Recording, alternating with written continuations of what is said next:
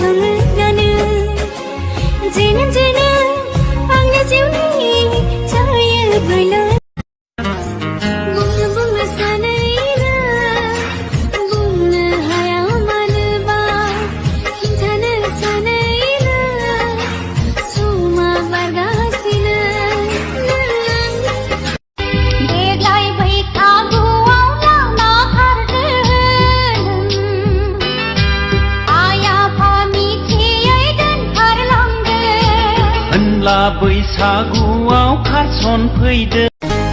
आगुना जेबोला हायना सरफौ सरफौ आखाइ फायखन हरगोन गोसो आंनि बिरलांगोन नोंनि खाथियाव गोसो आंनि बिरलांगोन नोंनि खाथियाव नोंखौ लानानै आंबो सिमां सुजुबाय नोंनि अननायाव आंबो फाग्लिसो जाबाय